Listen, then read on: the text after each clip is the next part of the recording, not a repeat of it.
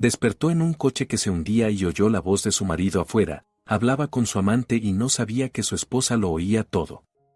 Cuando más tarde vio su testamento, estuvo a punto de desmayarse. Hola, queridos oyentes. ¿Qué harían ustedes si descubrieran que la persona más cercana quiere matarlos? Y además lo descubren en el momento en que ya se están hundiendo en agua turbia. Ella sobrevivió, pero no fue a la policía. No gritó pidiendo ayuda. Hizo algo mucho peor. Pónganse cómodos. El agua turbia se filtraba por las rendijas de las puertas. Gabriela abrió los ojos y no comprendió de inmediato dónde estaba. Oscuridad, un ángulo extraño, presión en los oídos. Luego llegó la comprensión, el coche se estaba hundiendo. Intentó moverse, pero el cinturón de seguridad se le clavaba en el pecho. Las manos no le obedecían, como si estuvieran llenas de algodón. En la cabeza latía un dolor sordo, segaramente se había golpeado al caer. El agua ya le llegaba a la cintura, fría, despiadada. A través del zumbido en los oídos, Gabriela oyó voces. Afuera. Muy cerca. No saldrá a la superficie, una voz femenina, conocida hasta la náusea. Tranquilízate. El coche se hundió hace unos 2 minutos. Aunque estuviera consciente, ya es tarde. Era Fernando. Su marido. El padre de sus hijos. El hombre con el que había vivido 17 años. Gabriela se quedó inmóvil, temiendo hacer el más mínimo sonido. El agua subía lentamente, al parecer, el coche se había enganchado a algo en el fondo. Las ventanillas estaban cerradas, creando una bolsa de aire. Podía respirar. Por ahora. Fernando, tengo miedo. ¿Y si alguien vio algo? La carretera está desierta. Elegí este lugar a propósito. Un puente viejo, sin cámaras. Todos pensarán que fue un accidente. La lluvia arrastró el asfalto, perdió el control. ¿Y los niños? Los niños lo superarán. Tienen 16 años, no son bebés. Además, ahora soy el único heredero. ¿Sabes cuánto vale su parte de la empresa? Gabriela cerró los ojos. Las lágrimas se mezclaban con el agua que ya le llegaba al pecho. Recordó cómo había empezado todo, un simple viaje al notario. Fernando mismo se había ofrecido a llevarla, lo cual era extraño. En los últimos años rara vez hacía algo por ella. Ahora entendía por qué. La voz femenina de afuera pertenecía a Carolina, su antigua amiga, colega de trabajo. La misma que consolaba a Gabriela cuando se quejaba de la frialdad de su marido.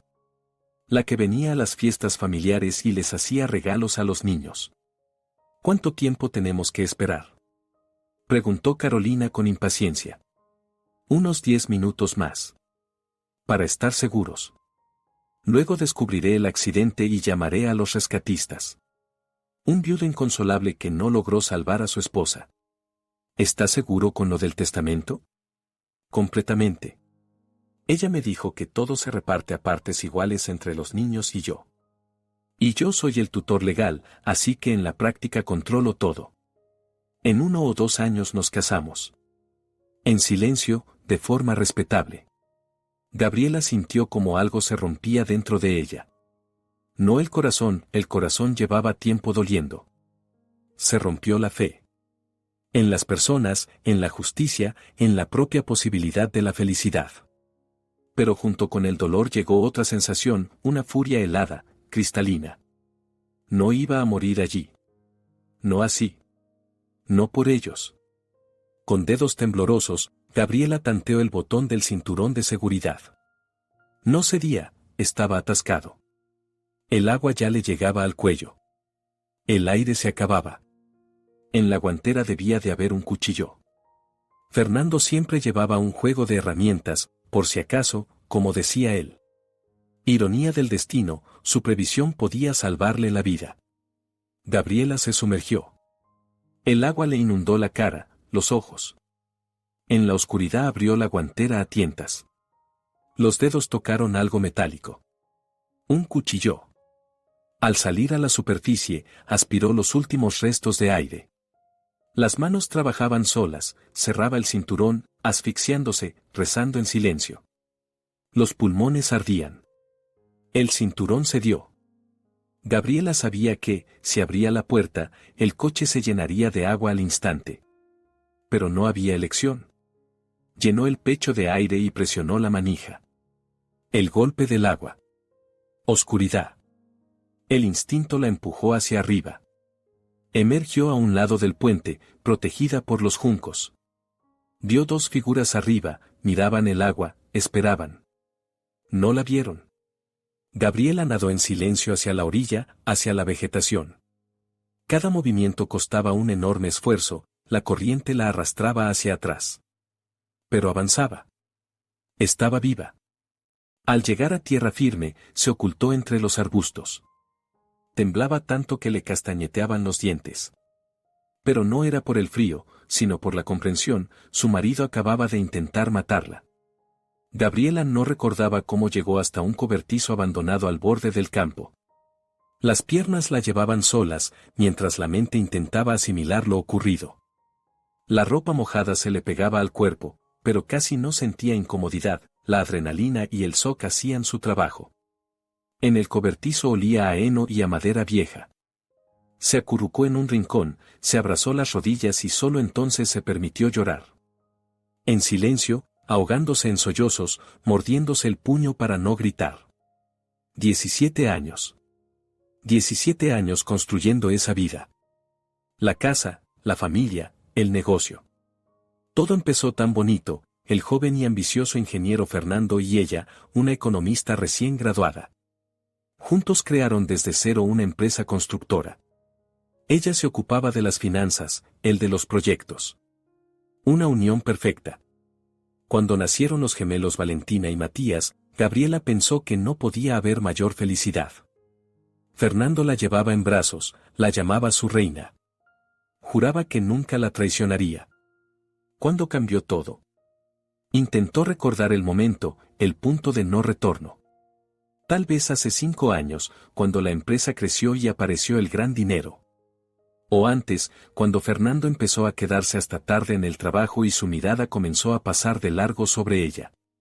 Carolina apareció hace 3 años. Llegó a la empresa como analista financiera, brillante, segura de sí misma, 10 años más joven que Gabriela. Se hicieron amigas. Al menos, eso creía Gabriela. Ahora todo cobraba sentido. Las miradas extrañas entre ellos en las fiestas corporativas.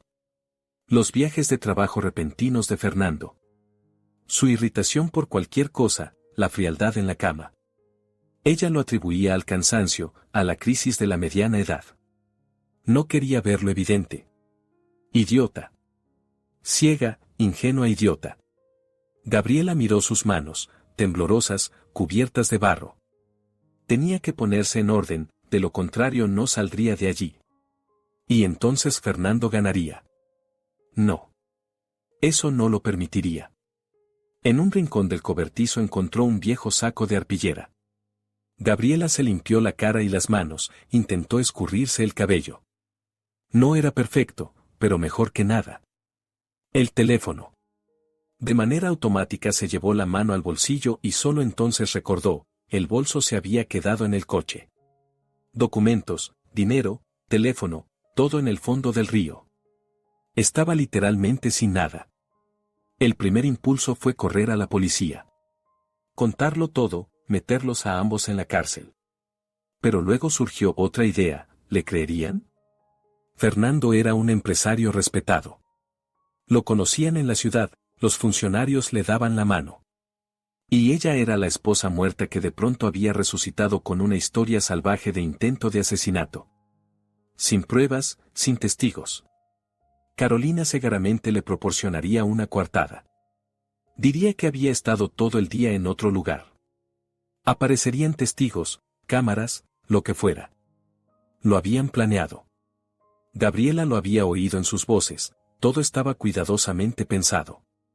Y además, los niños. Valentina y Matías. Si denunciaba a su padre, ¿qué sería de ellos? Un escándalo público, juicios, periodistas. Sus vidas se convertirían en un infierno. Y si no le creían, Fernando obtendría poder total sobre ellos. Los pondría en contra de su madre. No, había que actuar de otra manera. Con más inteligencia. Tenía que reunir pruebas irrefutables, de acero. Y entonces asestar el golpe. Pero para eso debía seguir estando muerta. La idea era una locura. Y al mismo tiempo, la única correcta. Mientras Fernando pensara que ella había muerto, se relajaría. Cometería errores. Tal vez incluso se le escaparía algo. Gabriela recordó algo importante.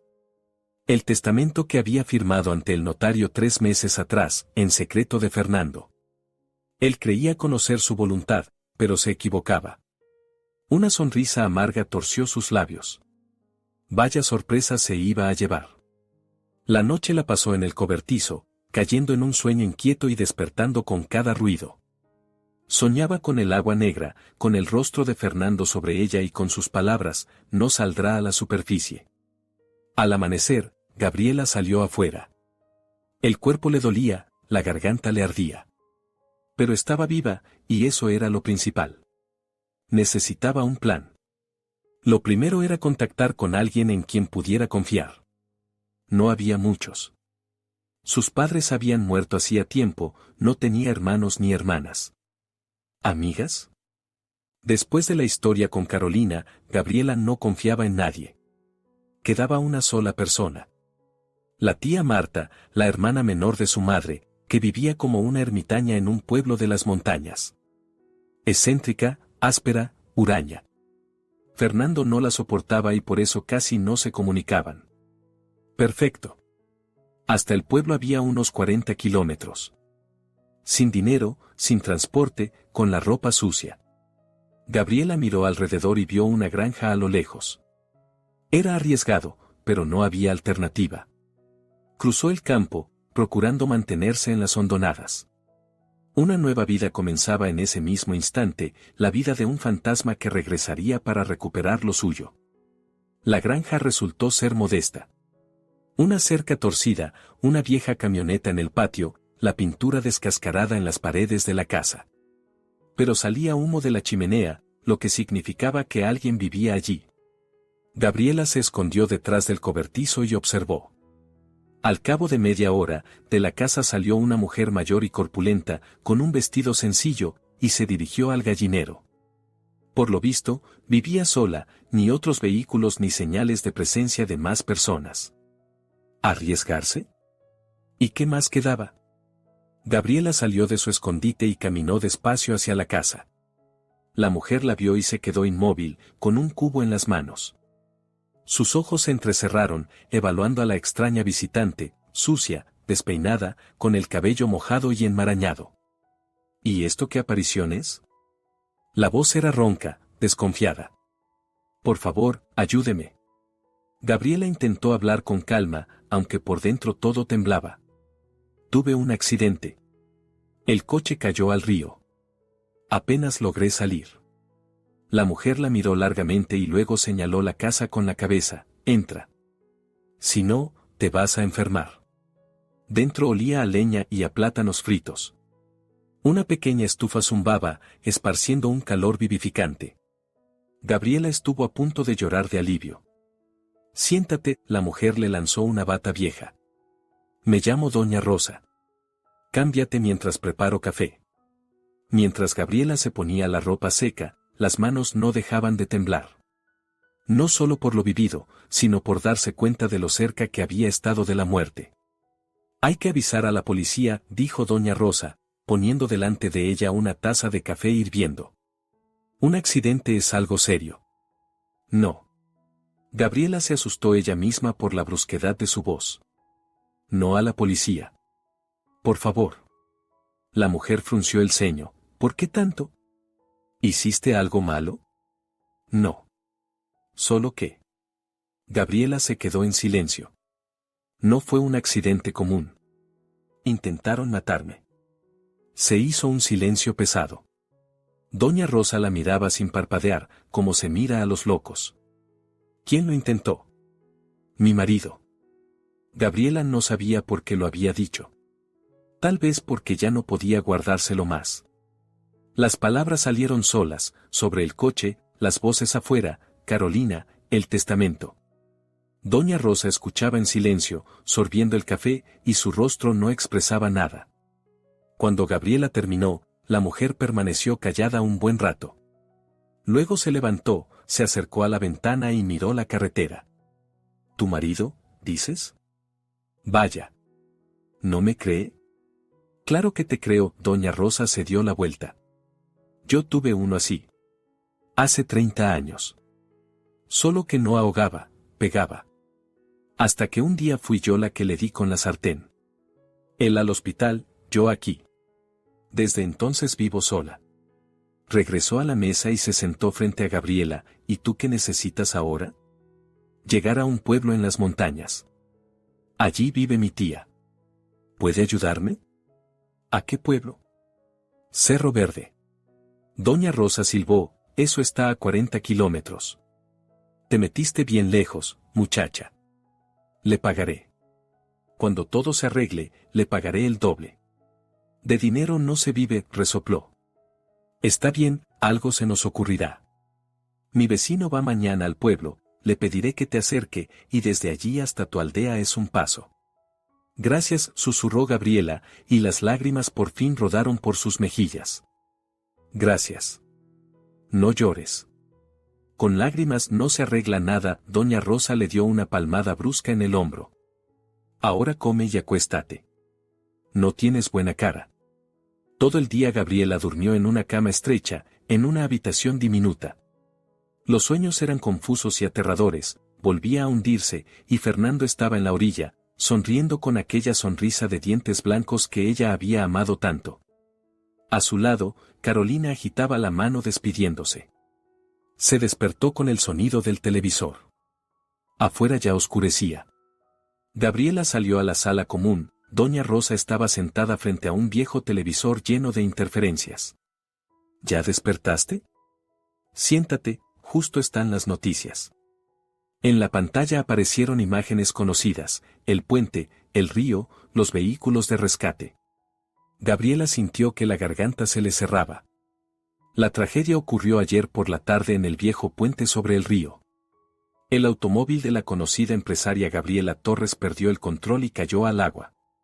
Según la versión preliminar de la investigación, la causa del accidente fue el fuerte aguacero que socavó la carretera.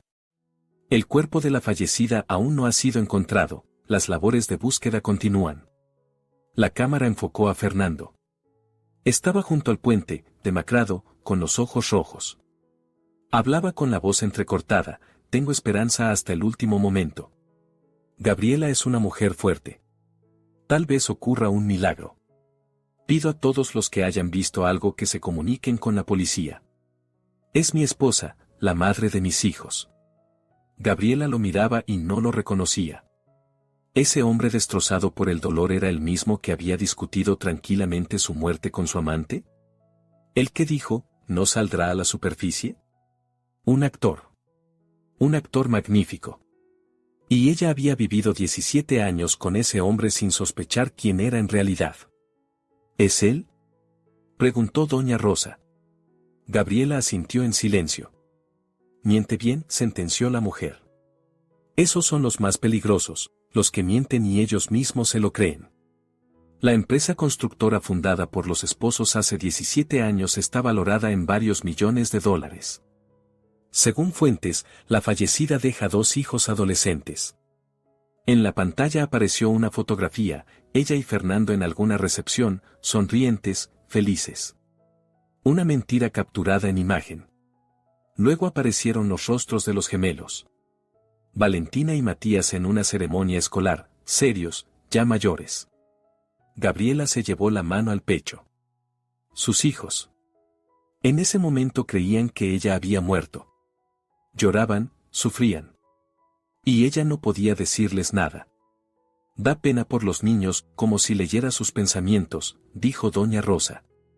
Ellos no tienen la culpa. Volveré con ellos, dijo Gabriela, y su propia voz le sonó ajena. Cuando termine todo. ¿Qué vas a terminar? Con él. A la mañana siguiente, el vecino de doña Rosa, un hombre callado de unos 60 años llamado Gregorio, la subió a su viejo pickup. Gabriela se cubrió la cabeza con el pañuelo que le había dado la dueña de casa y trató de no mirar la carretera. En la radio volvieron a hablar de su muerte. Gregorio la miró de reojo, pero no dijo nada. Evidentemente, doña Rosa le había advertido que no hiciera preguntas. En el pueblo, él la dejó cerca de la estación de autobuses. El autobús a las montañas sale a las 2. ¿Tienes dinero? No. Gregorio suspiró, metió la mano en el bolsillo y sacó un billete arrugado. Toma. Y buena suerte. Gracias. Se lo devolveré. No hace falta. Doña Rosa dijo que eres una buena persona. A ella le creo. Se fue, y Gabriela se quedó de pie al borde de la carretera, apretando el dinero en las manos. 2 horas hasta el autobús. 2 horas a la vista de todos. Encontró un rincón apartado detrás de la estación y se sentó en una caja volcada. Los pensamientos revoloteaban como pájaros enjaulados. Los niños. Tenía que hacerles saber de alguna manera que estaba viva. ¿Pero cómo? Cualquier contacto podía delatarla. Fernando Segaramente vigilaba sus teléfonos, leía los mensajes. Lo controlaba todo. ¿O no todo? Gabriela recordó una vieja cuenta de correo que ella y Valentina habían creado muchos años atrás para intercambiar mensajes secretos, cuando su hija tenía 12 años y se apasionaba por los juegos de espías. La contraseña solo la sabían ellas dos. Fernando ni siquiera sospechaba de su existencia. Si Valentina aún la recordaba. Era una oportunidad.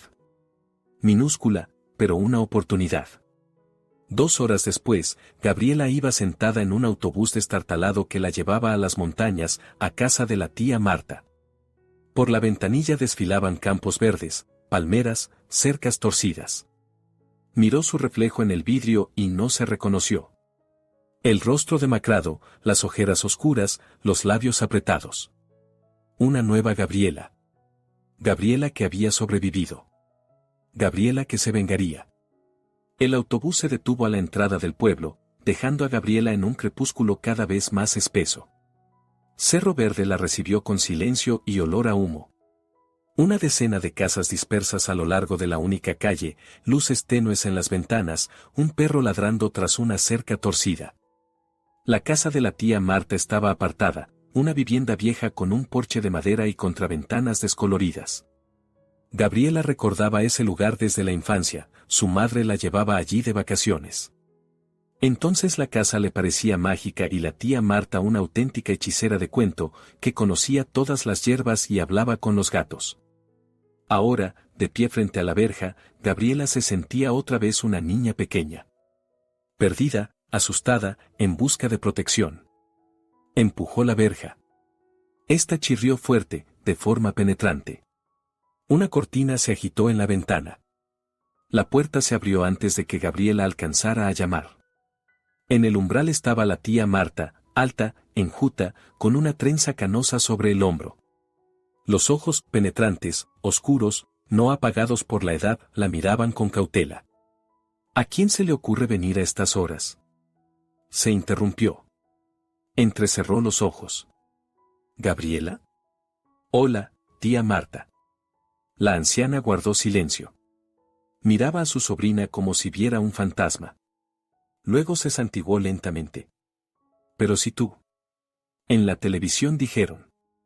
Estoy viva. ¿Puedo pasar? La tía Marta se hizo a un lado, dejándola entrar en la casa. Dentro, nada había cambiado en todos esos años, los mismos paños bordados en las paredes, la misma pequeña estufa en un rincón, el mismo olor a hierbas secas y cera. El tiempo parecía haberse detenido allí. Siéntate, la tía Marta señaló una silla junto a la mesa. Cuenta. Y Gabriela contó. Todo, desde el principio.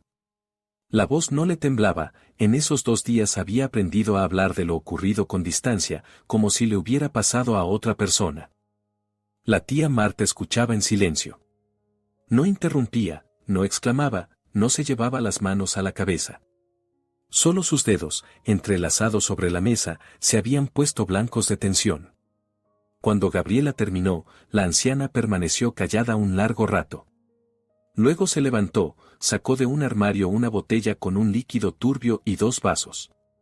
Bebe, sirvió en un vaso. De caña, del lugar. Te calentará. Gabriela lo bebió de un trago. Fuego líquido le quemó la garganta y se extendió por el cuerpo. Por primera vez en 2 días, sintió calor.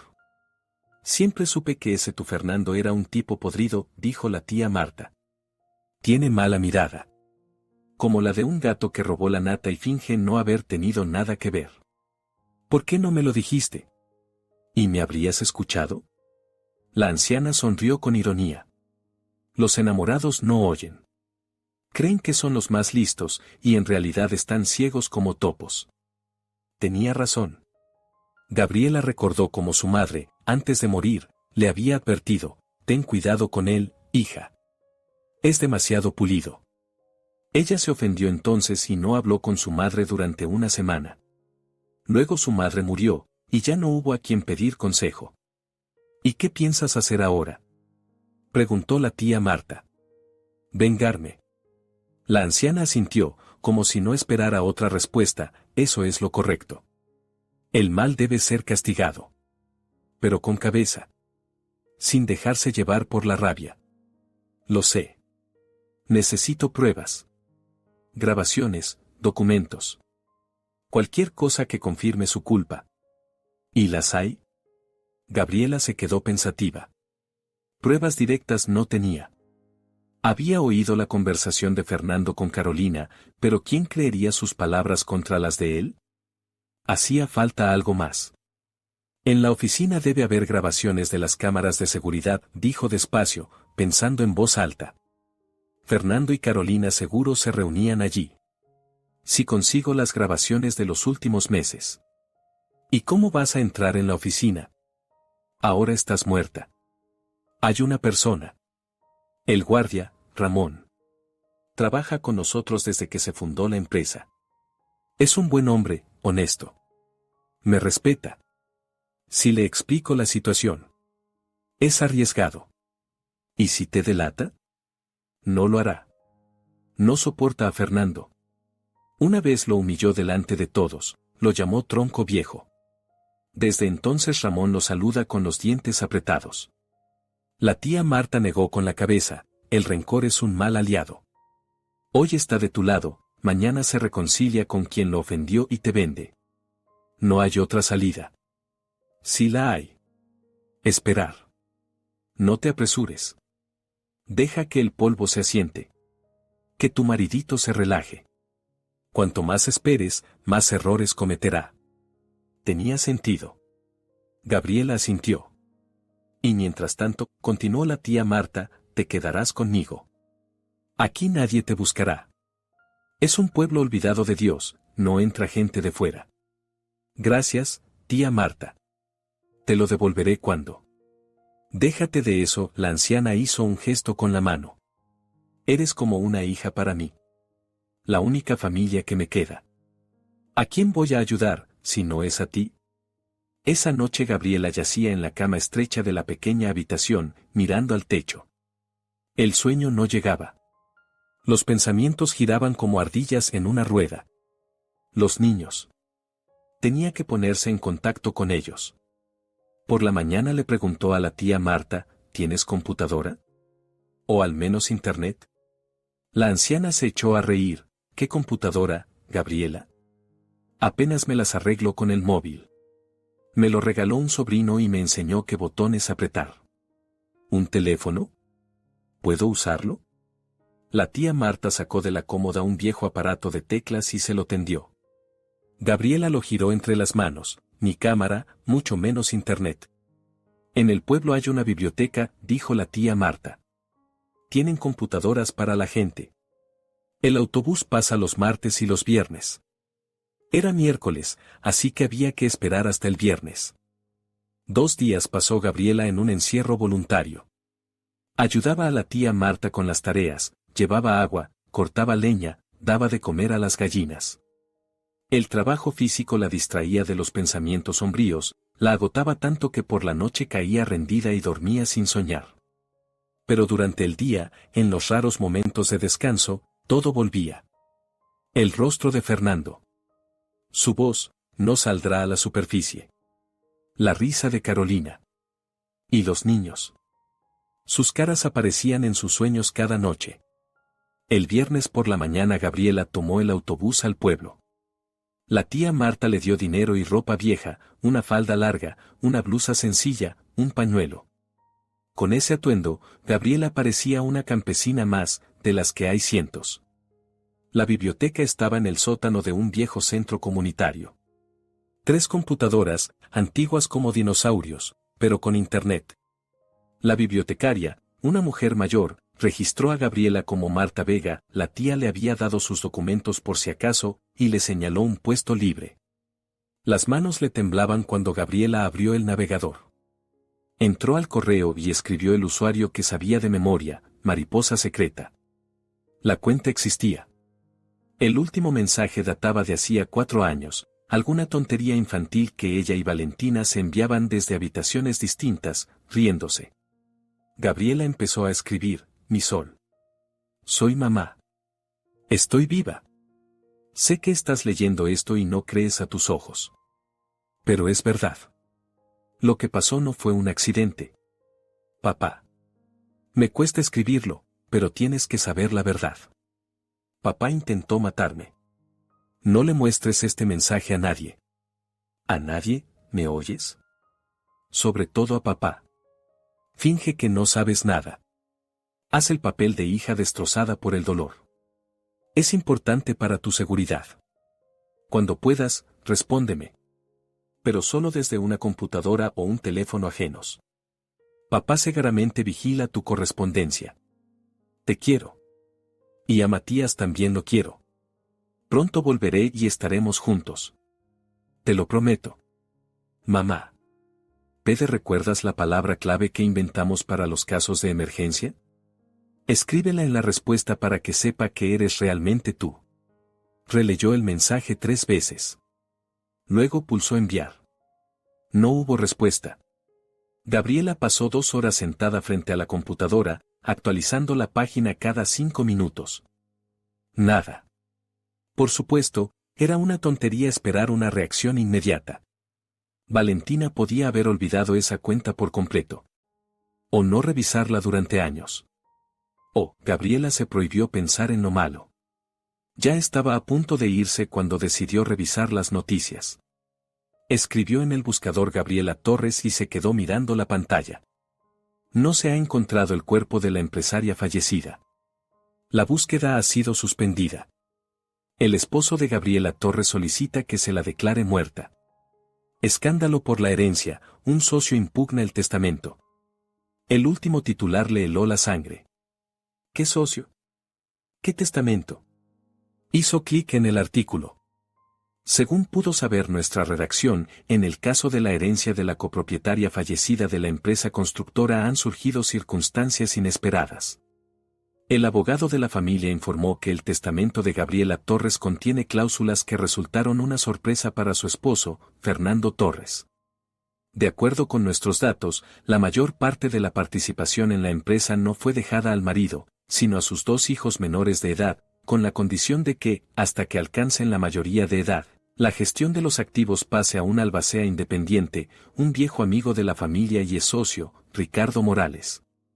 Fernando Torres se negó a comentar la situación. Sin embargo, fuentes cercanas a la familia aseguran que quedó en estado de shock al conocer el contenido del documento.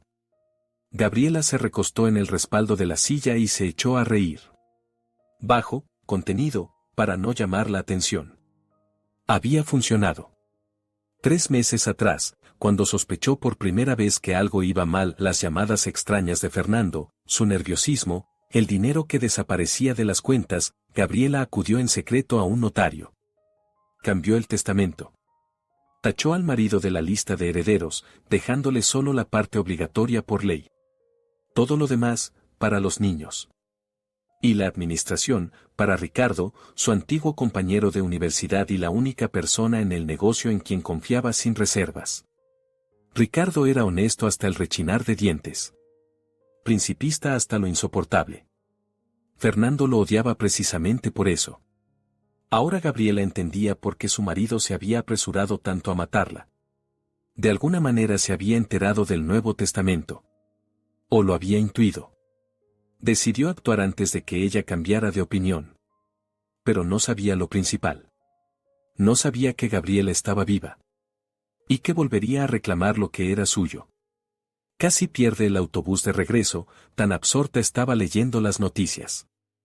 Había decenas de artículos sobre su supuesta muerte, y cada uno añadía nuevos detalles al cuadro que intentaba reconstruir.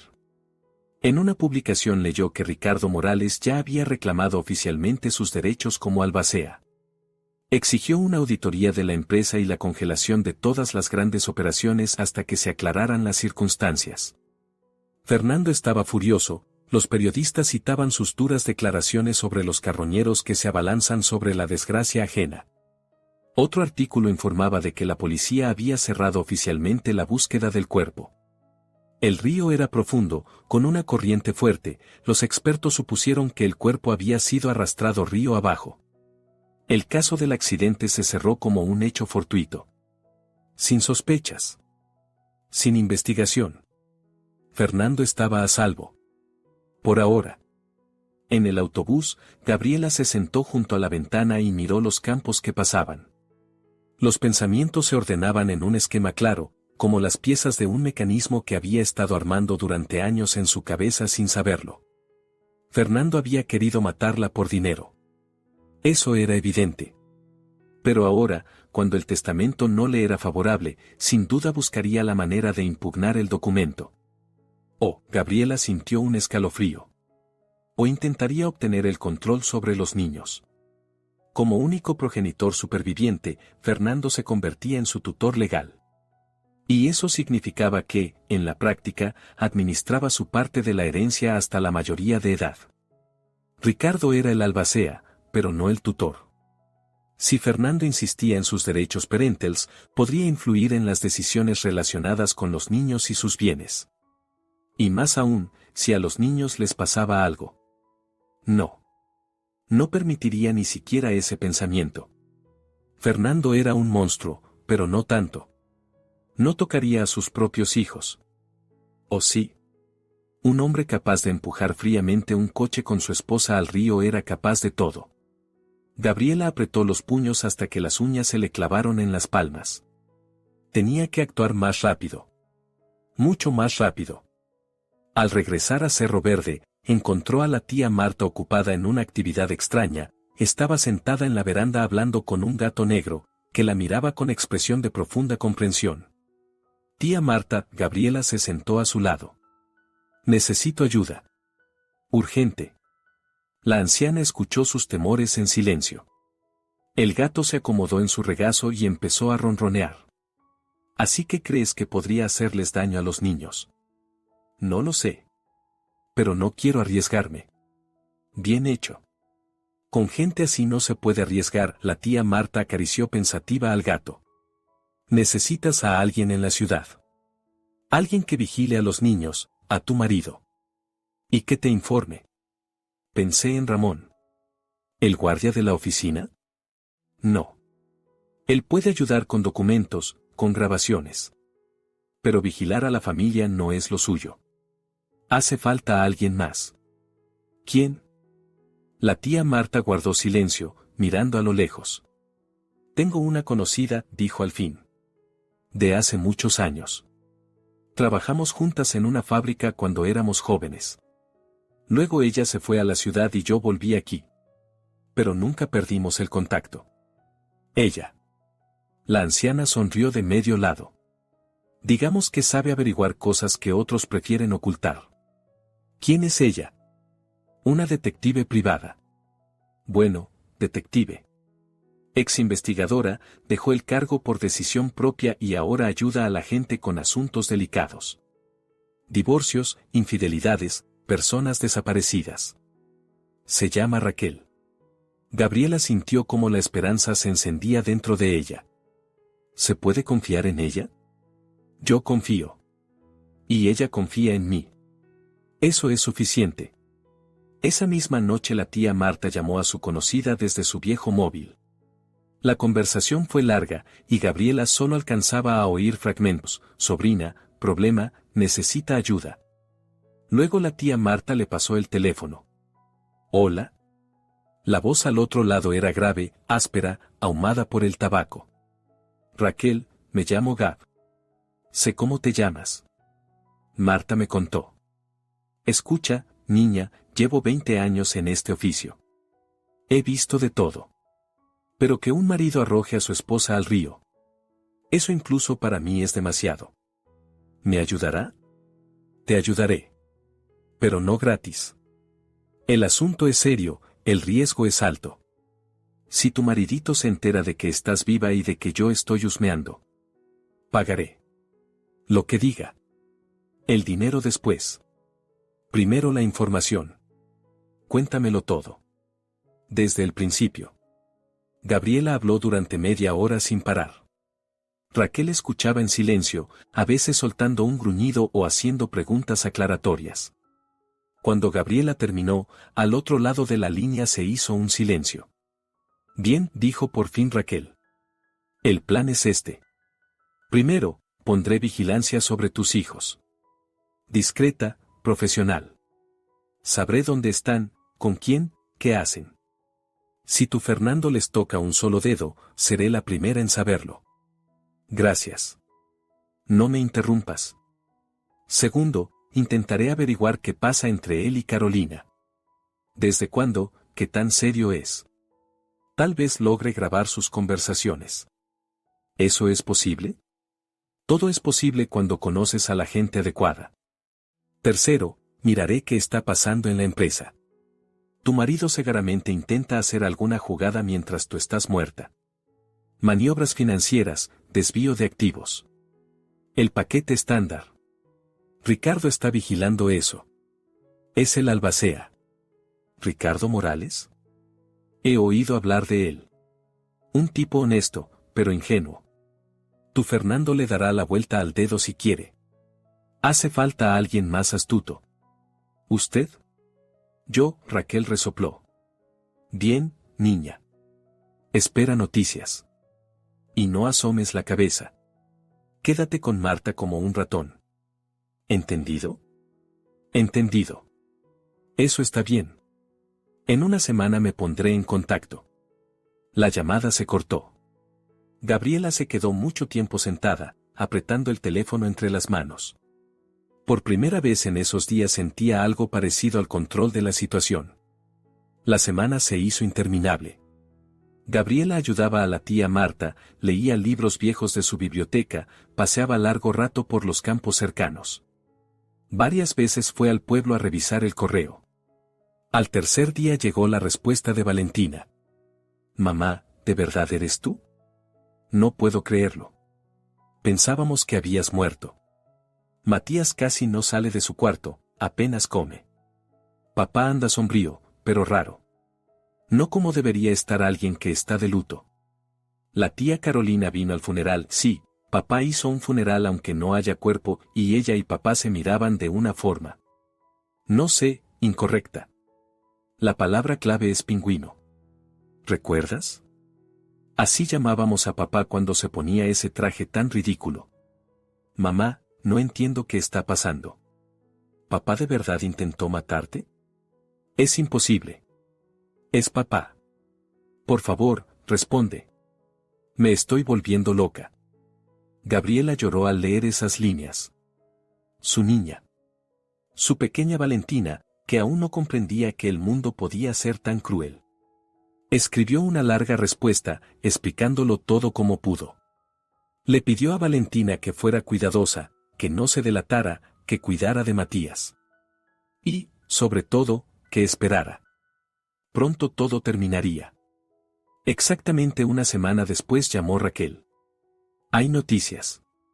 Y no te van a gustar. Dígame. Tu marido y Carolina planean casarse. Dentro de 3 meses, cuando termine el luto oficial. Ella ya se mudó a su casa. Gabriela cerró los ojos. El dolor fue agudo, a pesar de que hacía tiempo que lo sabía. Eso no es todo, continuó Raquel. Fernando está negociando con cierta gente. Gente seria. Intenta vender su participación en la empresa. Pero Ricardo bloquea la operación como albacea. Tu maridito está fuera de sí. ¿No puede vender sin el consentimiento de Ricardo? Técnicamente, no. Mientras dure el proceso de herencia, todo está congelado. Pero Fernando ha contratado abogados. Quiere impugnar el testamento alegando que tú no estabas en pleno uso de tus facultades en el momento de firmarlo. ¿Qué? Yo estaba completamente sana. Él afirma lo contrario. Dice que tenías depresión, que tomabas medicación, que no entendías lo que firmabas. Está buscando médicos que lo confirmen. Gabriela sintió que el suelo se le iba bajo los pies. Fernando era más astuto de lo que había pensado. ¿Qué hago? Por ahora, nada. Estoy reuniendo pruebas. Pero hay algo más. Importante. ¿Qué? Descubrí cómo tu marido se enteró del testamento. ¿Recuerdas al notario al que acudiste? Claro. Era una persona de confianza, me lo recomendaron. No tan de confianza. Su asistente es prima de Carolina. El mundo volvió a darse la vuelta. Gabriela se quedó en silencio, intentando asimilar la magnitud de la traición. Lo sabían desde el principio, susurró. Lo sabían y lo planearon. Exactamente. Pero eso significa que hubo conspiración. Conspiración previa con intención de matar. Si lo demostramos, ya no será un accidente. Será homicidio premeditado. ¿Puedes probarlo? Lo intento. Necesito tiempo. No hay tiempo. Si Fernando impugna el testamento, entonces tendrás que resucitar. Raquel hizo una pausa. Pero no ahora. Es pronto. Dame 2 semanas más. Estoy casi en la meta. Está bien. 2 semanas. Y una cosa más, niña. Tus hijos están a salvo. Los estoy vigilando. Pero. Raquel dudó. ¿Qué pasa? Tu hijo, Matías. Él. No está bien. Muy mal.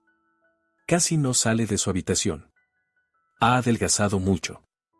Creo que necesita ayuda. El corazón de Gabriela se encogió. ¿Ayuda psicológica? Sí.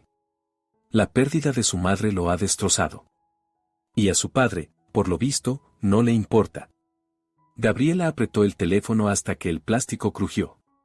2 semanas. Tenía que aguantar 2 semanas más mientras su hijo se desmoronaba sin ella. Lo entiendo.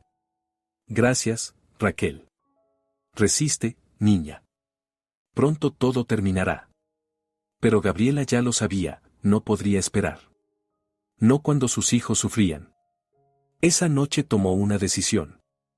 El plan maduró al amanecer. Loco, arriesgado, pero el único posible. Gabriela no podía seguir sentada en el pueblo mientras su hijo se apagaba lentamente y su marido celebraba la victoria. La tía Marta la escuchó en silencio, sin interrumpirla.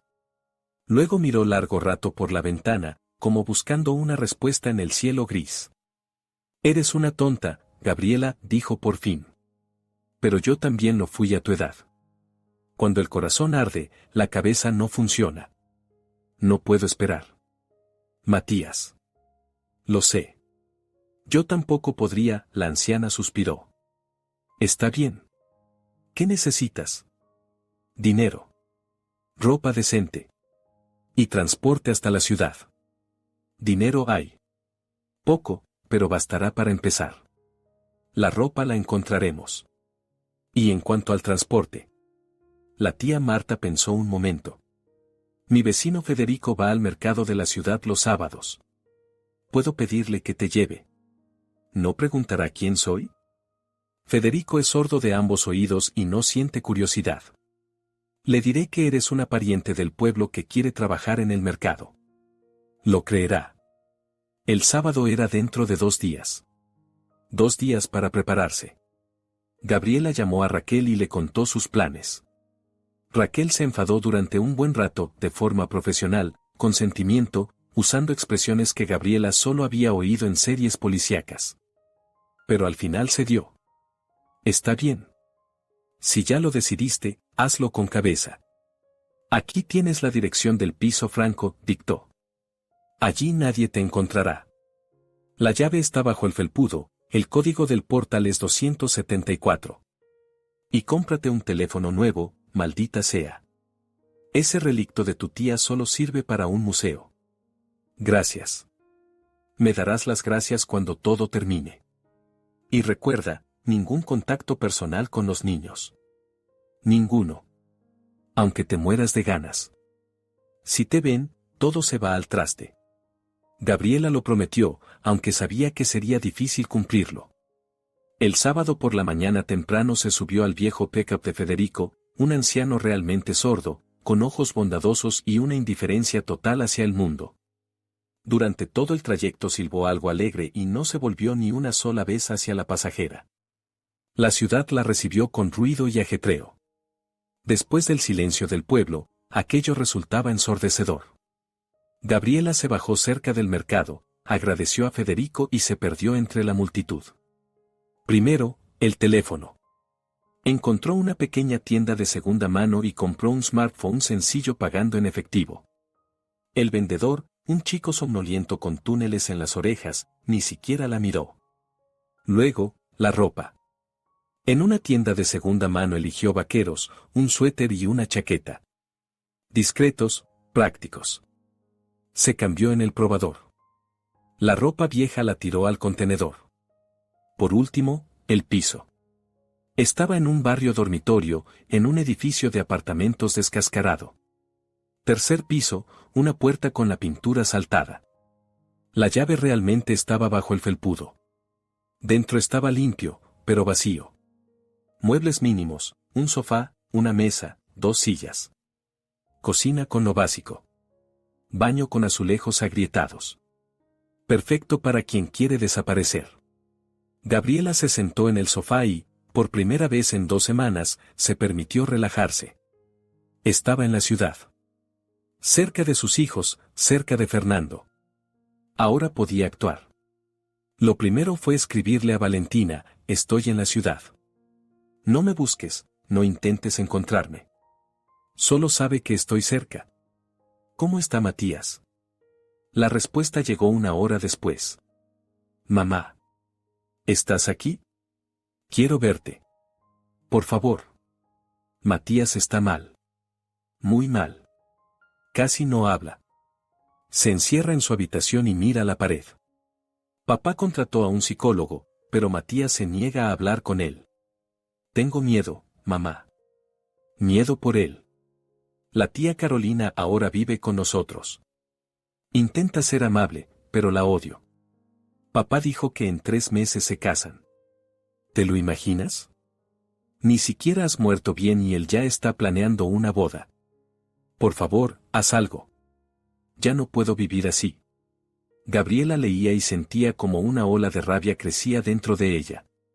Carolina viviendo en su casa. Durmiendo en su cama. Intentando reemplazarla ante sus hijos. No. Eso no iba a pasar. Marcó el número de Raquel. Ya estoy aquí. Lo sé. Mis chicos te vieron entrar al edificio. Bien hecho, no te dejaste ver. Necesito ver a mis hijos. No. Raquel. He dicho que no. Métetelo en esa cabeza testaruda, un solo movimiento imprudente y todo se derrumba. Fernando no es tonto. Si se entera de que estás viva, desaparecerán todas las pruebas.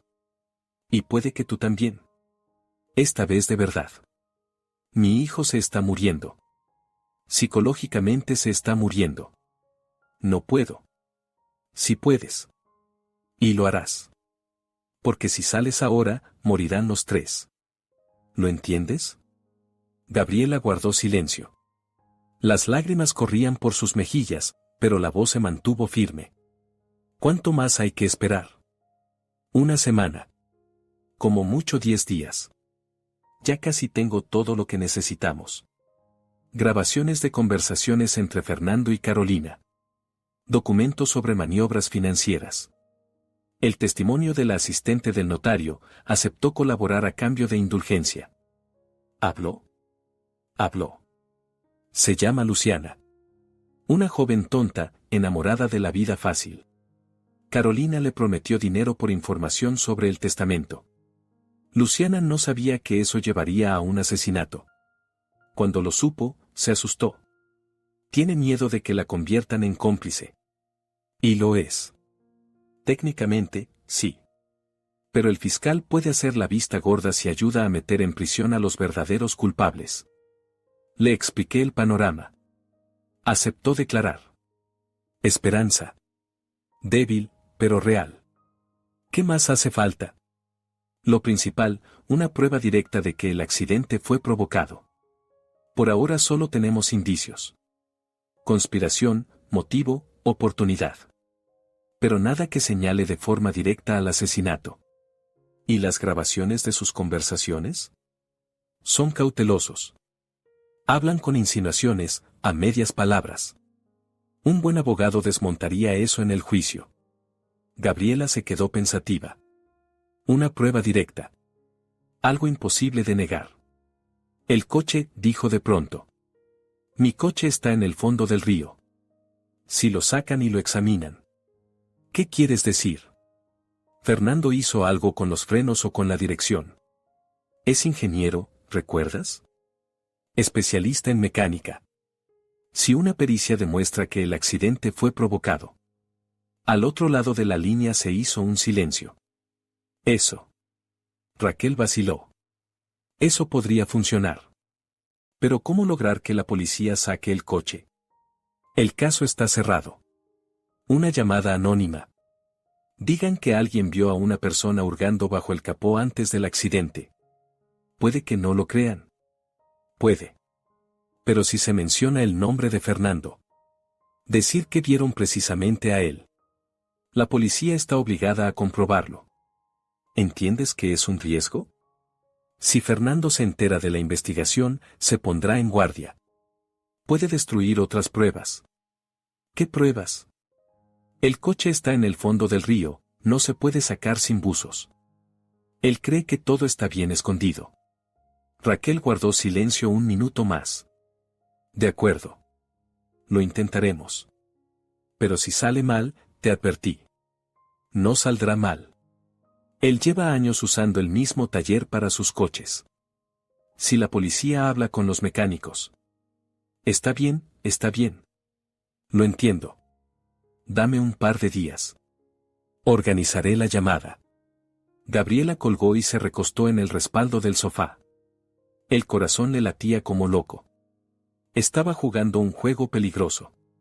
Un paso en falso y todo se vendría abajo. Pero no había marcha atrás. Los días siguientes se hicieron insoportablemente lentos. Gabriela casi no salía del piso, temiendo ser reconocida. Raquel le enviaba comida y noticias por medio de un mensajero, un chico callado que nunca la miraba a los ojos. Las noticias eran inquietantes. Fernando se había activado, contrató nuevos abogados y presentó una demanda para impugnar el testamento. Ricardo Morales resistía como podía, pero las fuerzas eran desiguales. El dinero de Fernando contra los principios de Ricardo, el desenlace era previsible. Y entonces llegó un mensaje de Valentina. Mamá, urgente. Papá dijo que va a enviar a Matías a una especie de sanatorio. Dice que necesita tratamiento. Pero vi los documentos, no es un sanatorio. Es una clínica psiquiátrica. Cerrada. Quieren cerrar a Matías, mamá. No sé para qué, pero esto está mal. Matías no está loco, solo está triste. ¿Qué hago?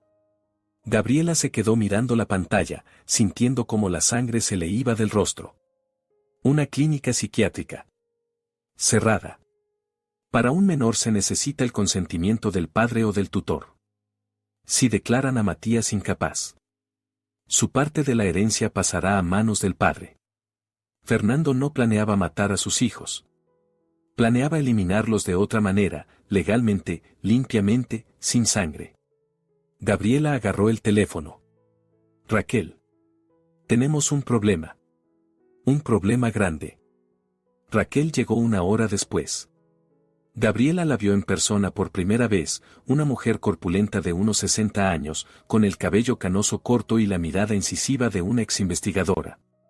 Entró en el piso, echó un vistazo alrededor y, sin preámbulos, se sentó a la mesa. Cuenta. Todo lo que sepas. Gabriela le mostró la conversación con Valentina. Raquel leía en silencio, el rostro inexpresivo. Solo los músculos tensos en las mejillas delataban la presión. La clínica se llama Puerto Tranquilo, dijo al fin. Conozco ese lugar. Una institución psiquiátrica privada para adolescentes. Cara, cerrada. Y con una reputación muy flexible. ¿Qué significa eso? Significa que por el dinero suficiente pueden poner cualquier diagnóstico. Depresión, esquizofrenia, trastorno bipolar, lo que sea. Y luego mantener al paciente allí todo el tiempo que el cliente pague. Gabriela sintió náuseas subirle a la garganta. Eso es ilegal. Claro que es ilegal. Pero intenta demostrarlo. Oficialmente todo está limpio, exámenes, documentos, firmas de médicos. ¿Y quién va a comprobar que el diagnóstico es falso? Los familiares suelen llevar allí ellos mismos a sus niños problemáticos. Nietos que estorban para la herencia. Sobrinos que saben demasiado. Dios mío. Aquí no hay Dios, niña. Hay dinero y poder. Raquel sacó un cigarrillo y fumó en la habitación. Tu marido no es el primero que ideó un esquema así. Y no será el último. ¿Cuándo quieren llevárselo? Según mis datos, pasado mañana.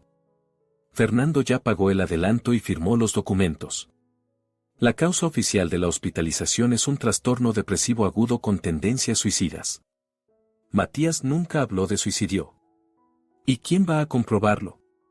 El padre afirma una cosa, los médicos la confirman.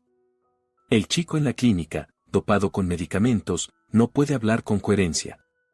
El crimen perfecto. Gabriela se levantó y empezó a pasearse por la habitación. Los pensamientos revoloteaban como pájaros enjaulados. Pasado mañana.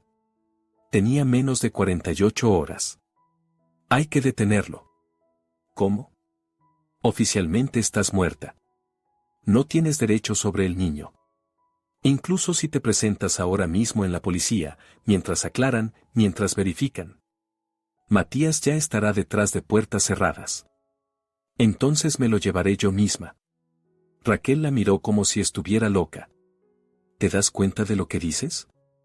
Eso es secuestro. Te meterán en la cárcel. Que me metan. No permitiré que encierren a mi hijo en un manicomio. Idiota, Raquel aplastó el cigarrillo en un platillo. Una idiota noble. Bien. Supongamos que te lo llevas. ¿Y después qué? ¿Dónde te esconderás? Fernando tiene dinero, contactos, abogados. Te denunciará por secuestro y, legalmente, tendrá razón. Soy su madre. Eres una madre oficialmente muerta. ¿Notas la diferencia? Gabriela se detuvo junto a la ventana. Detrás del vidrio oscurecía la ciudad al atardecer, luces de coches, ventanas iluminadas, la vida normal de gente normal.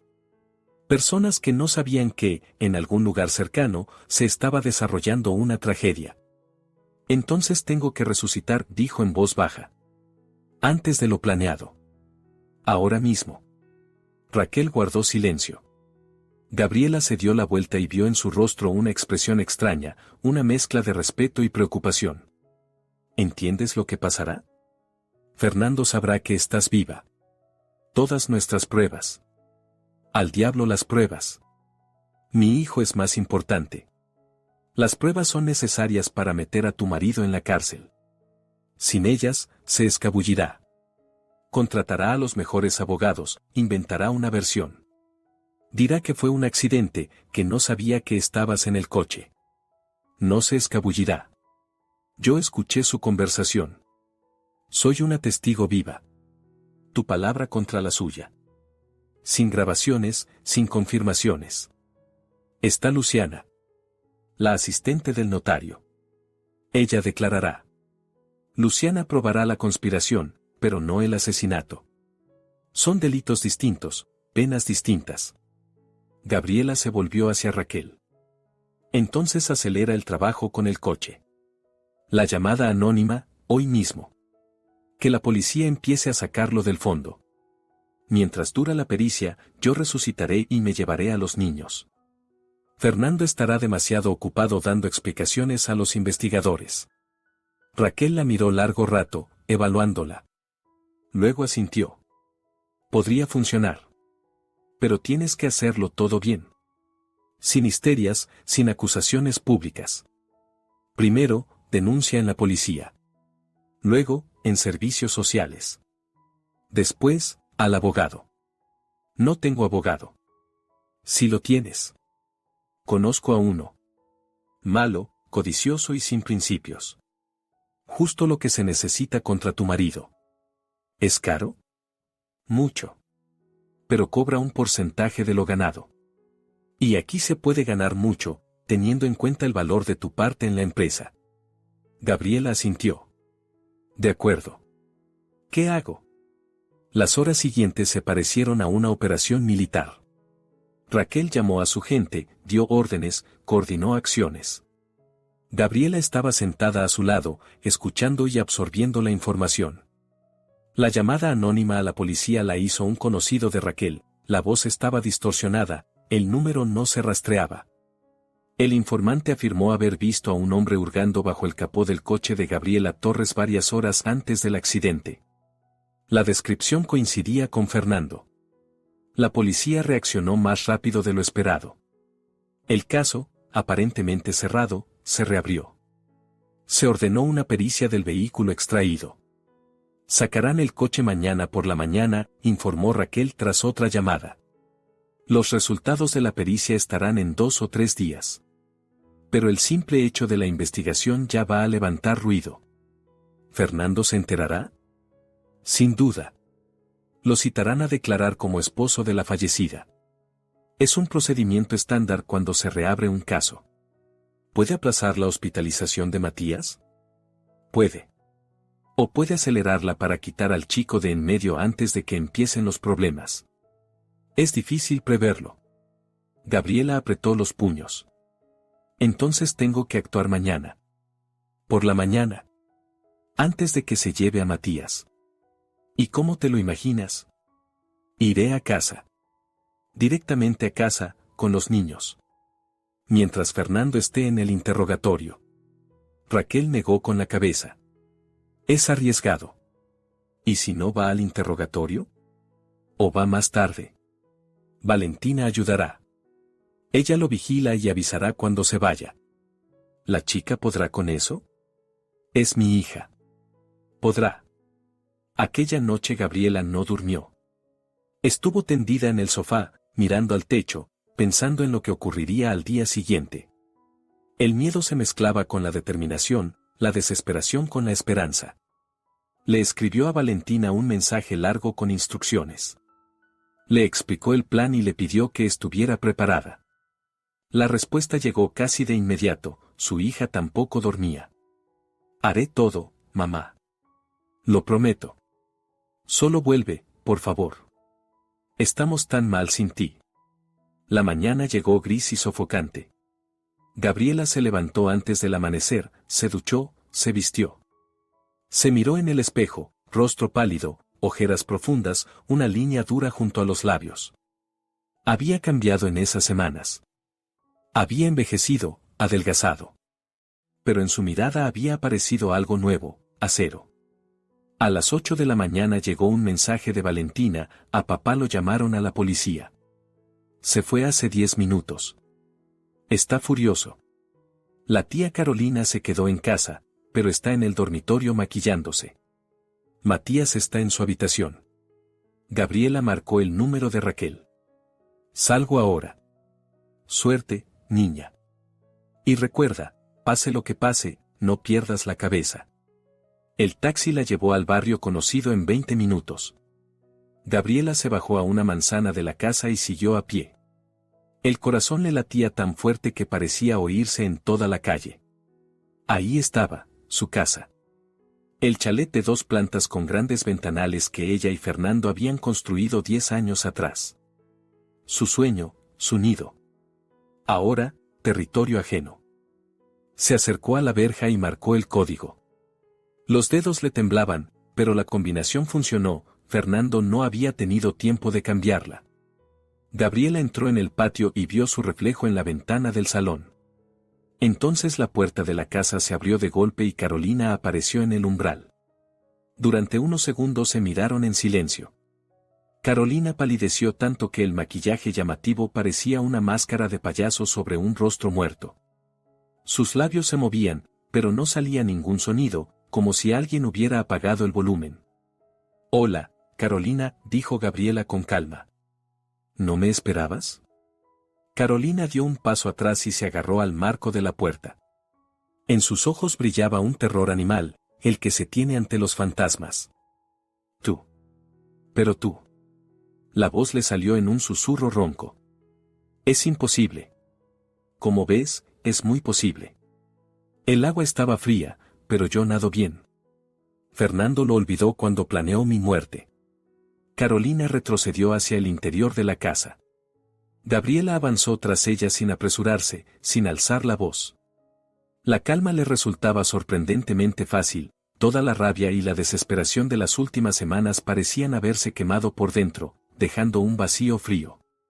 «No te acerques». Carolina extendió las manos delante de sí. «Llamaré a la policía». «Llámala. Justo ahora están interrogando a tu amante». «¿Sabes sobre qué?» «Sobre por qué estuvo hurgando en mi coche antes del accidente». El rostro de Carolina se deformó. «Eso es mentira. Él no hizo nada. Fue un accidente». «Ah, sí. Pues la asistente del notario, tu prima Luciana, dice otra cosa. Se ha vuelto muy habladora desde que entendió que le espera una condena por complicidad en un asesinato». Carolina se quedó paralizada. Gabriela veía cómo los pensamientos corrían por su cabeza, febriles y caóticos. La depredadora calculadora que durante tanto tiempo había tejido intrigas ahora había caído en su propia trampa. «No podrás probar nada», susurró. «Es tu palabra contra la nuestra. Y tú oficialmente no existes. Pronto existiré. Pero primero me llevaré a mis hijos». Gabriela se dirigió hacia la escalera que llevaba al segundo piso. Carolina se lanzó a interceptarla. «No te dejaré pasar. Este es mi hogar ahora». «¿Tuyo?» Gabriela se detuvo. «Duermes en mi cama, usas mis batas, comes con mi vajilla. ¿Y a eso lo llamas tuyo?» «Fernando. Fernando es un asesino. Y pronto estará en la cárcel. Y tú eres su cómplice. Así que te aconsejo que te apartes, antes de que añada a la acusación la obstrucción del reencuentro de una madre con sus hijos».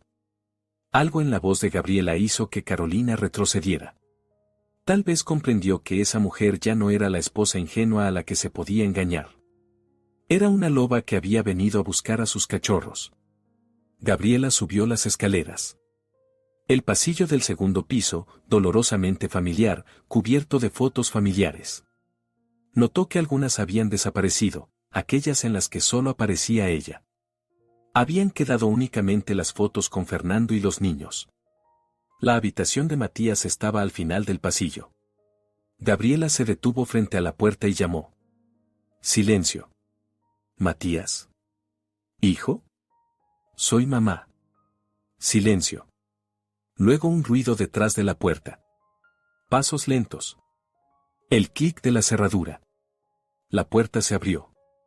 Gabriela apenas logró contener un grito. Ante ella estaba su hijo, pero no era el niño que recordaba. Delgado, pálido, con la mirada apagada y el cabello crecido y enredado. La miraba sin expresión, como a través de una pared de cristal. «Matías». Extendió la mano para tocarle el rostro. Él se apartó. «No eres real», dijo con una voz apagada, mecánica. «Te estoy soñando, como siempre». «Soy real, hijo. Estoy viva. Tócame». «Mamá murió». «Papá lo dijo», Matías negó con la cabeza. «Solo eres mi delirio». El doctor dice que es por las pastillas. ¿Qué doctor? ¿Qué pastillas? Desde detrás de Gabriela se oyó la voz de Carolina, está tomando tranquilizantes. Por prescripción de un psiquiatra. Tiene una psique inestable. Gabriela se giró. Carolina estaba al pie de la escalera, con los brazos cruzados sobre el pecho. El miedo inicial había pasado, ahora en sus ojos había una ira calculadora. ¿Drogaste a mi hijo? No yo. Los médicos. El chico está enfermo. Necesita ayuda. No está enfermo. Está de luto. Porque cree que su madre murió. Sea como sea, Carolina sacó el teléfono, dentro de una hora se lo llevarán a la clínica. Y a ti, a la policía. Por allanamiento de una casa ajena. Gabriela sintió hervir la furia dentro de ella. Dio un paso hacia Carolina, y ésta retrocedió. No te atreverás. ¿No me atreveré a qué?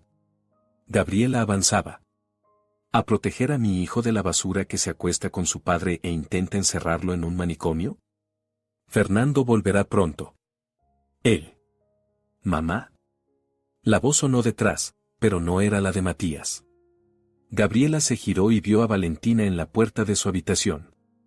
La hija estaba vestida, vaqueros, suéter, una mochila al hombro. Lista. Valentina. Gabriela sintió que los ojos se le llenaban de lágrimas. Hija mía. Valentina corrió hacia ella y la abrazó con fuerza, desesperadamente. Gabriela estrechó a su hija, aspirando el olor familiar de su cabello. Había soñado tantos días con ese momento. Lo sabía, susurraba Valentina. Sabía que vendrías. Todo está listo, mamá. Documentos, dinero. Reuní todo como dijiste. Muy bien. Mi niña. Qué conmovedor, la voz de Carolina destilaba veneno. El reencuentro familiar. Solo que papá estará aquí en media hora. Su interrogatorio terminó antes de lo que pensaban. Ya viene de camino. Valentina palideció. Mamá. Tranquila, Gabriela apartó suavemente a su hija. Llegamos a tiempo. Coge a Matías. No irá. Cree que todo es una alucinación. Gabriela se acercó a su hijo. Él estaba de pie en el umbral de su habitación, mirando lo que ocurría con absoluta indiferencia. Matías. Ella tomó su rostro entre las manos y lo obligó a mirarla a los ojos. Escúchame. Soy tu madre. Estoy viva. No estuve porque papá me hizo daño y tuve que esconderme. Pero ahora estoy aquí. Y nos vamos. Todos juntos. En los ojos vacíos de su hijo algo se movió. Una chispa. Una sombra de emoción. ¿Mamá? Lo susurró tan bajo que Gabriela apenas lo oyó. Mamá, ¿de verdad eres tú? De verdad, hijo. De verdad. Matías parpadeó. Una vez. Otra. Y de pronto su rostro se deformó, la presa interior se rompió. Rompió a llorar fuerte, desgarradoramente, como un niño pequeño, aunque tenía 16 años. Cayó de rodillas, la rodeó por la cintura y lloró, lloró, lloró. Gabriela se arrodilló junto a él, lo abrazó, le acarició la cabeza. Todo está bien, mi pequeño. Todo está bien. Mamá está aquí. Pensé que habías muerto. Pensé que era culpa mía. No tuve tiempo de decirte. SHHH. Luego me lo contarás. Ahora tenemos que irnos. Valentina ayudó a su hermano a ponerse de pie. Estaba débil, por las pastillas, por el agotamiento, por el dolor. Pero caminaba, apoyándose en su hermana. Bajaron las escaleras. Carolina estaba junto a la puerta de entrada, bloqueando la salida. En la mano tenía un cuchillo de cocina. No van a ir a ninguna parte. Su voz temblaba. No permitiré que destruyan todo lo que hemos conseguido. ¿Lo que habéis conseguido? Gabriela se detuvo a 2 metros de ella. ¿Robar al marido de otra? ¿Planear un asesinato? ¿Intentar encerrar a un niño en un manicomio? Fernando me ama. Él mismo quería dejarte, pero tú. Tú te aferraste a él como una sanguijuela. A su dinero, a su empresa. ¿Su empresa? Gabriela se rió. Esa empresa la construí yo. Cada contrato, cada cliente, fue mi trabajo. Fernando solo firmaba los papeles. Mentira. Verdad. Y pronto todos la conocerán. Desde fuera se oyó el sonido de un coche llegando. Se cerró una puerta de golpe. Carolina sonrió. Ahí está. La puerta de entrada se abrió de par en par. En el umbral estaba Fernando. Fernando se quedó inmóvil, y Gabriela vio por fin lo que llevaba semanas esperando, un terror puro, sin velos, en su rostro. La sangre se le fue de las mejillas, los ojos se le abrieron, la boca quedó entreabierta. Parecía haber visto su propia muerte. Hola, cariño, dijo Gabriela con calma. ¿No me esperabas? Fernando guardó silencio. Su mirada saltaba entre su esposa, los hijos y Carolina con el cuchillo. Gabriela veía cómo en su cabeza giraban frenéticamente los engranajes, buscando una salida a una situación imposible. Esto es algún truco, logró decir al fin. No puedes estar viva. ¿Por qué? ¿Porque tú mismo viste cómo el coche se hundía? ¿Por qué estabas arriba con tu puta hablando de cómo gastarías mi herencia? No sé de qué estás hablando. Seguro que no sale, citó Gabriela. Tranquilízate. El coche se hundió hace unos 2 minutos. ¿Te suena? Fernando palideció aún más. ¿Lo oíste? Cada palabra. Sobre el seguro, sobre los niños, sobre vuestra futura boda. Una charla muy romántica con la esposa muriéndose de fondo. Gabriela dio un paso adelante. ¿Sabes qué es lo más gracioso? El agua subía despacio en el coche. Tuve tiempo de sobra para salir. Tu propia meticulosidad te traicionó. Fernando empezó a recomponerse. Gabriela vio cómo el SOC daba paso al cálculo, ese cálculo frío que ella antes confundía con fortaleza de carácter. Está bien, levantó las manos. Estás viva. Eso es maravilloso. No entiendo qué pasó. Pero podemos hablarlo todo. ¿Hablarlo? Valentina dio un paso al frente. Querías matar a mamá. Y encerrarme a mí y a Matías en un manicomio. Valentina, cielo, no entiendes. Lo entiendo todo. Vi los documentos de la clínica. Os oí a ti y a Carolina susurrar por las noches cuando pensabais que dormíamos. Eres un monstruo. Fernando lanzó una mirada rápida a Carolina. Ella apretaba el cuchillo con los dedos blancos, claramente sin saber qué hacer. Es un malentendido, Fernando intentó sonreír. Cariño, no sé qué te ha contado tu madre, pero... Basta. Gabriela lo interrumpió. Basta de mentiras. El juego se acabó, Fernando. La policía ha sacado el coche. Los peritos están trabajando y pronto encontrarán lo que hiciste con los frenos. Luciana está dispuesta a declarar sobre vuestra conspiración. Raquel ha reunido grabaciones de tus conversaciones con Carolina. ¿Quién es Raquel? La persona que te ayudará a enviarte a la cárcel. El rostro de Fernando se endureció. La máscara del padre atento y del viudo desconsolado por fin cayó, dejando al descubierto lo que había debajo, un vacío frío e implacable. Estás fanfarroneando, dijo en voz baja. No tienes nada. ¿Lo comprobamos? Aunque tuvieras algo.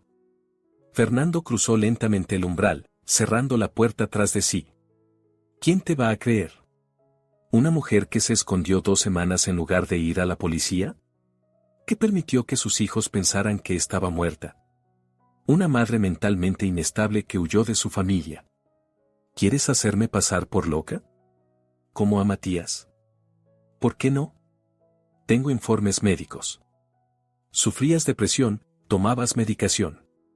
En un estado de afectación emocional escenificaste tu propia muerte y abandonaste a tus hijos. ¿Hablas en serio? Gabriela negó con la cabeza. ¿De verdad crees que eso va a funcionar? ¿Y por qué no? Fernando sonrió con sarcasmo. Soy un empresario respetado. Tengo contactos en el ayuntamiento, en la policía. Mi abogado es el mejor de la ciudad. Y tú no eres nadie. Una mujer muerta que de pronto resucitó con acusaciones delirantes. Fernando. Carolina dio un paso hacia él. ¿Qué hacemos? Cállate, ni siquiera la miró. Ya has hecho suficientes estupideces. Carolina retrocedió como si le hubieran dado una bofetada. Gabriela casi la compadeció. Casi. Los niños vienen conmigo, dijo Gabriela. Ahora. Inmediatamente. No intentes detenernos. ¿Y a dónde iréis? No tienes documentos, no tienes dinero. Legalmente no existes. Es temporal. Y los niños son menores. Yo soy su padre. El tutor legal. Si intentas llevártelos, eso es secuestro. Y si intentas detenerme, será agresión contra una persona viva a la que intentaste matar. Se quedaron frente a frente, dos personas que una vez se juraron amor eterno. Entre ellos estaban los hijos, un matrimonio destruido y el cadáver de la confianza. Papá, dijo de pronto Matías. Su voz era débil, pero firme. Apártate. Fernando miró a su hijo. Matías, hijo, no estás bien, necesitas ayuda. Necesito a mamá. Matías se irguió, aunque era evidente el esfuerzo que le costaba. No pastillas, no un manicomio. Mamá. No entiendes. Lo entiendo todo. No soy tonto, papá. Solo que. Vaciló, solo no quería creer que mi padre fuera un asesino. La palabra quedó suspendida en el aire, pesada como una piedra. Fernando se estremeció, como si hubiera recibido un golpe. Por un instante Gabriela vio algo humano en sus ojos, dolor, vergüenza. Pero desapareció de inmediato, sustituido por la frialdad habitual. Está bien, se apartó a un lado. Idos. Ya veremos hasta dónde llegáis. Gabriela no esperó a que se lo repitieran. Tomó a Matías del brazo y asintió a Valentina. Se dirigieron hacia la puerta. Cuando Gabriela pasó junto a Fernando, él se inclinó y le susurró al oído, esto no ha terminado. Encontraré la manera. Siempre la encuentro. Yo también, respondió ella en el mismo tono. Salí a flote de tu tumba, Fernando. Ahora veremos si tú sales de la tuya. Salieron de la casa. El aire cálido les golpeó el rostro, fresco, limpio, con olor a libertad. Junto a la verja había un coche con los cristales tintados. Al volante, Raquel en persona. Suban, ordenó, abriendo la puerta trasera. Rápido. Los niños se metieron dentro. Gabriela se volvió, Fernando estaba en la puerta de la casa, mirándolos marcharse. A su lado, Carolina, aún aferrando el cuchillo inútil. Gabriela se sentó en el coche y Raquel arrancó de inmediato. ¿A dónde vamos ahora?, preguntó Valentina. A la policía, respondió Raquel. Es hora de resucitar oficialmente. ¿Y después? Gabriela miró a sus hijos, agotados, asustados, pero vivos. Junto a ella. Después empezaremos todo de nuevo. La comisaría los recibió con la luz impersonal de los tubos fluorescentes y el olor a café de la máquina expendedora. El agente de guardia alzó la vista desde el mostrador, recorrió con una mirada indiferente a los recién llegados y de pronto se quedó inmóvil, clavando los ojos en Gabriela. ¿Usted? Parpadeó varias veces, como si no creyera lo que veía. ¿Usted es Torres? ¿Gabriela Torres? La misma. Raquel dio un paso al frente, sacando una carpeta de documentos del bolso. Y tiene mucho que contar. Llame a un investigador. Es urgente. Las horas siguientes se fundieron en un único flujo interminable, interrogatorios, actas, explicaciones. Gabriela contó su historia una y otra vez, al investigador, a su superior, luego a otro hombre de paisano que se presentó como funcionario de la fiscalía. Los niños estaban en una oficina contigua, bajo la supervisión de una psicóloga. Gabriela los veía a través del tabique de cristal, Valentina le sostenía la mano a su hermano y le decía algo en voz baja. Matías asentía, aún pálido, pero ya no tan perdido como por la mañana. Al caer la tarde llegó el abogado que había conseguido Raquel, el mismo malo, codicioso y sin principios. Se llamaba Ernesto y encajaba perfectamente con la descripción: bajo, calvo, con ojos punzantes y una forma de hablar como si cada palabra costara dinero. La situación es complicada, pero no desesperada, dijo tras estudiar los documentos. Lo principal ahora es restablecer oficialmente su condición de persona viva. Eso llevará tiempo, pero aceleraré el proceso. ¿Y los niños? De momento quedan bajo la tutela temporal de los servicios de protección. Es el procedimiento estándar cuando ambos padres están bajo sospecha. Pero dadas las circunstancias. Esbozó una sonrisa seca: creo que en unos días se los entregarán a usted. ¿Y Fernando? A su marido ya lo han retenido para interrogarlo. De momento como testigo. Pero si la pericia del coche demuestra lo que usted afirma. Lo demostrará, Gabriela estaba segura. Es ingeniero. Sabía lo que hacía. Ernesto asintió.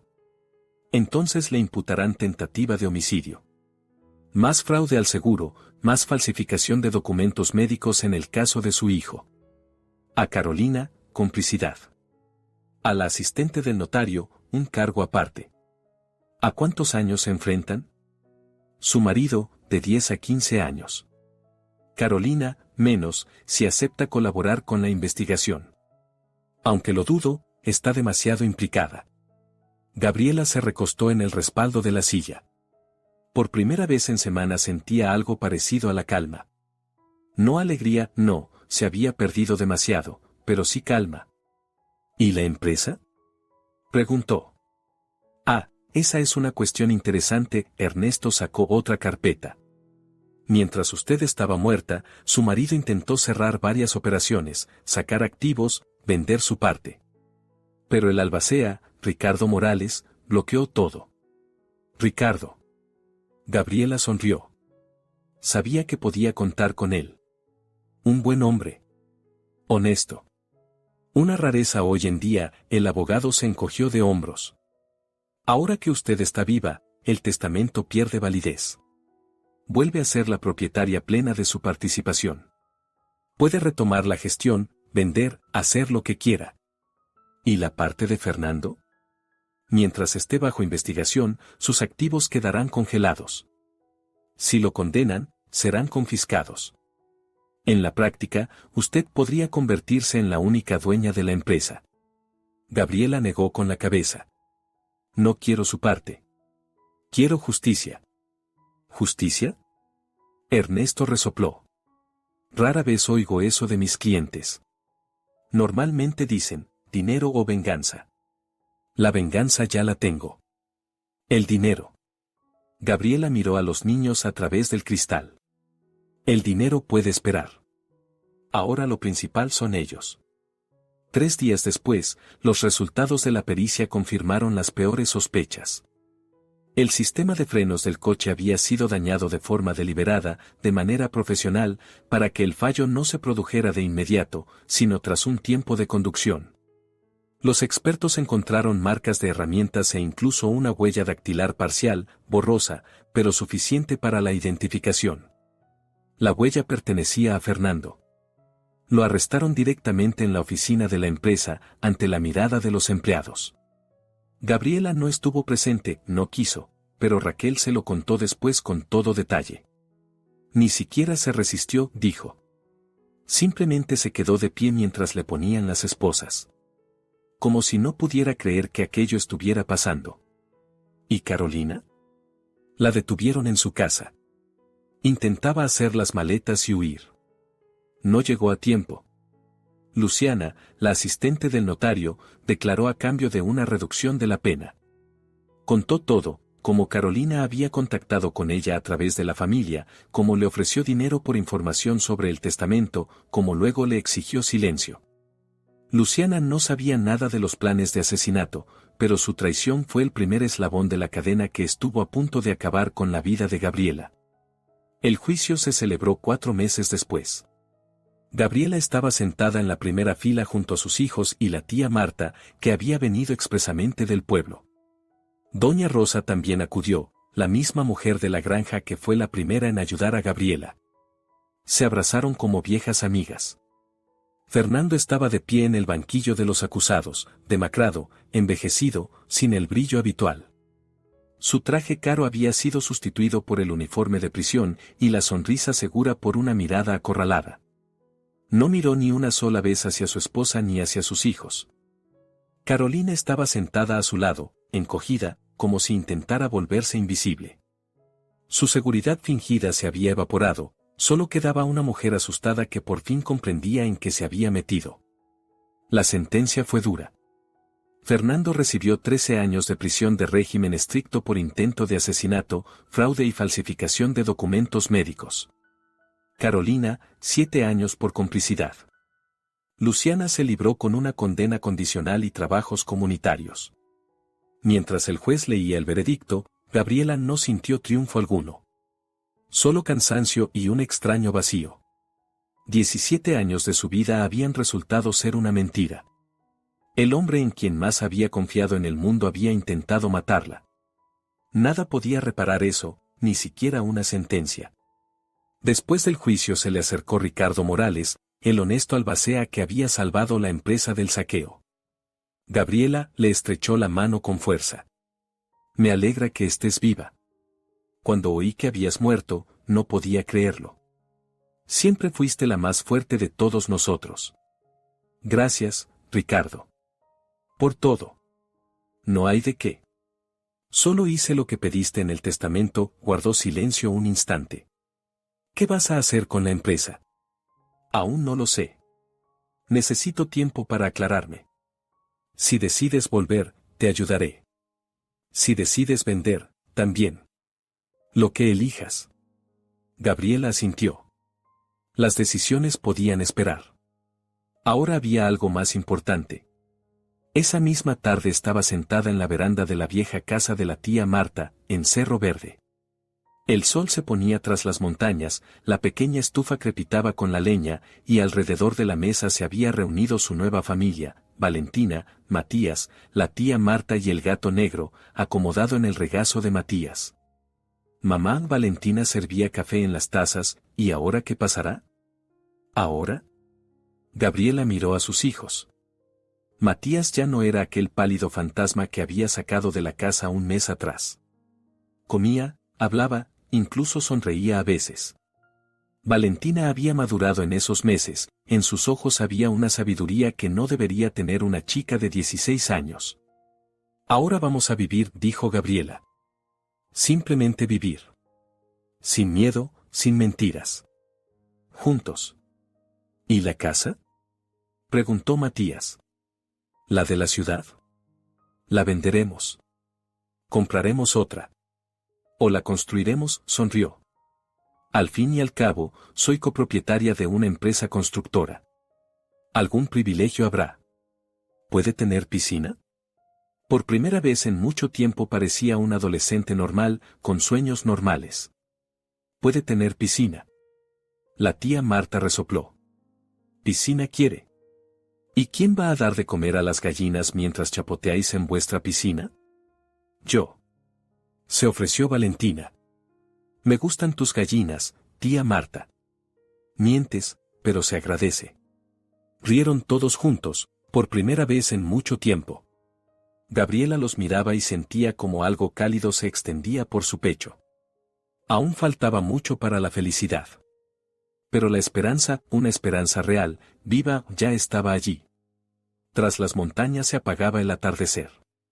El cielo se teñía de dorados y rojos, como si la propia naturaleza les diera la oportunidad de empezar de nuevo. Gabriela recordó aquella noche en el coche que se hundía. El agua turbia, las voces de fuera, el horror de la comprensión. Debería haber muerto allí, en la oscura profundidad del río. Pero salió a la superficie. Y sacó con ella a quienes amaba. Tal vez eso sea la justicia. No la sentencia de un tribunal, ni los años tras las rejas para los traidores. Sino esto, una veranda cálida, la risa de los hijos, el atardecer tras las montañas y un futuro que aún no está escrito. Mamá Valentina le tocó la mano. ¿En qué piensas? Gabriela cubrió la mano de su hija con la suya. En que las aguas oscuras a veces sacan a la superficie no solo a quienes se hunden, sino también la verdad. Es profundo. Es la vida, cariño. Simplemente la vida. El gato negro ronroneó, como dando la razón. La tía Marta sirvió más café. Tras las montañas se apagaba el atardecer, tiñendo el cielo con los colores de la esperanza. Un nuevo capítulo acababa de comenzar. Eso es todo, queridos oyentes. La historia de Gabriela ha llegado a su fin. Y en los comentarios escriban qué habrían hecho ustedes en su lugar. Hasta la próxima historia. Cuiden a quienes confían. Y confíen en quienes han puesto a prueba.